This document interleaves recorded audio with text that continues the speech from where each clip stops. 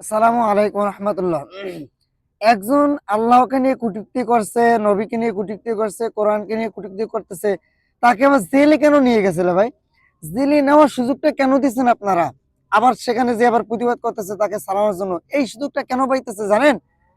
গত বিগত বছরগুলোতে যত কোরআনে অবমাননা হয়েছে, রসুলের কটূক্তি করছে, রসুলকে নিয়ে আল্লাহকে নিয়ে কটূক্তি করছে, এগুলোকে শাস্তি দেওয়া হয় না, সাজা দেওয়া হয় নাই।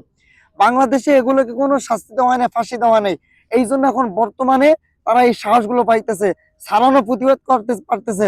যদি আগে এই ফাঁসিগুলো দেওয়া হইতো, এই সঠিক বিচার হইতো, তাহলে এই সুযোগগুলো আর পাইতো না, এই সাহসগুলো পাইতো না, আর কোরআন অবমাননা হইতো না। এবেল কোরআন অবমাননা হইতেছে। আমি গতকাল একটা ভিডিও আছে কোরআন অবমাননা নিয়ে, কোনো কার কোনো নেই, সারা শব্দ নেই। কেন ভাই? যেখানে সেখানে মাদ্রাসার সামনে, মসজিদের সামনে কোরআন অপমান করতেছে, আল্লাহকে নিয়ে কটূক্তি করতেছে, কোনো বিচার নাই।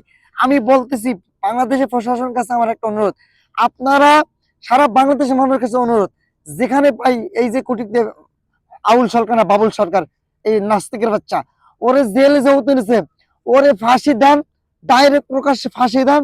দেখবেন এরপর থেকে নেক্সট টাইম একটা কুতুব, একটা আল্লাহর বান্দা, একটা নাস্তিকের বাচ্চাও কোনোদিনও কটূক্তি করার সাহস পাইবে না।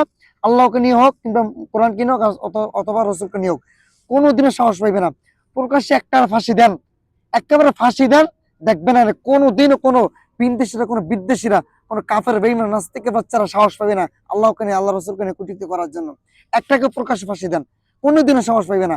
আমরা ফাঁসি দিতেছি না, আমরা এই সাজাগুলো দিতেছি না, এই জন্য ওরা লাইফেই জিতেছে, ওরা সুযোগ পেয়ে জিতেছে, আবার প্রতিবাদ করতেছে। কতবার কইছে তাকে সারানোর জন্য, ডাইরেক্ট ফাঁসি দেন প্রকাশ্যে। পরে হয়েছে প্রতিবাদ পরে।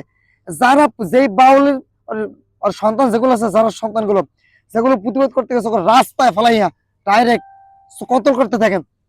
তারপর পরে দেখা যাবে, ওরা বলছে না যে ওদের লক্ষ লক্ষ বাউল আছে, তার রাস্তা নেমে যাবে 20 লক্ষ না কত লক্ষ, 15 কোটি 18 কোটি মানুষ রাস্তা নামবে, তোমরা নাম, আমরা আসি, আমরা আছি, তোমরা নামো রাস্তায়। আমি প্রশাসনের কাছে অনুরোধ করবো, আপনারা প্রশাসনের লোক যারা আছেন, আমি ডক্টর ইউনূসের কাছে অনুরোধ করবো, স্যার আপনি তাড়াতাড়ি ফাঁসি ব্যবস্থা করেন। যদি আপনারা যত উপদেষ্টা আছে, প্রধান উপদেষ্টা হোক, যত উপদেষ্টা আছেন, আপনারা যদি এদের পক্ষে যান, তাহলে আপনাদেরকে বয়কট করব, আপনাদেরকে বয়কট করা হবে, আপনার দেশে থাকতে পারবেন না। আমার আল্লাহকে নিয়ে কটূক্তি করা হইতেছে, রসুলকে নিয়ে কটূক্তি করা হইতেছে, আপনারা এদের পক্ষে এনসিপি নামে এক দলটা একেবারে এদের পক্ষ গেছে, তোদেরকে বয়কট করলাম, ভালো জানতাম তোদেরকে, তোদেরকে বয়কট করলাম, তাহলে সারা বাংলাদেশের মানুষ তোদেরকে বয়কট করবে এখন। তারা এই আউল ফাউল লোকদের পক্ষে যাওয়ার জন্য ডাইরেক্ট প্রকাশ্যে ফাঁসি দেন। কেউ আল্লাহকে কটূক্তি করার সাহস পাইবে না, রসুলকে নিয়ে, আল্লাহ রসুলকে নিয়ে, কোরআনকে নিয়ে কটূক্তি করার সাহস পাইবে না, অপমান করার সাহস পাইবে না। যার আমি গতকাল একটা ভিডিও আছে, আপনি দেখে আসতে পারেন। এই এই নাস্তিকের বাচ্চারা প্রকাশ্যে ধরেন, প্রকাশ্যে ধরে ডাইরেক্ট কতল করেন। কোনোদিন কেউ কোরআনে অপমান করবে না। ফাউল টাউল আবুল টাবুল ওগুলো দেখার টাইম আছে? ভন্ড মন্ড কোরআনকে নিয়ে, সূরা নাসকে নিয়ে অপমান করতেছে, কত বড় কলিজা! ডাইরেক্ট ফাঁসি দেন প্রকাশ্যে। সবাই আমার সাথে একমত হলে কমেন্টে জানাই দেন, এবং ভিডিওটা জলদি শেয়ার করে দেন ভাই, প্লিজ।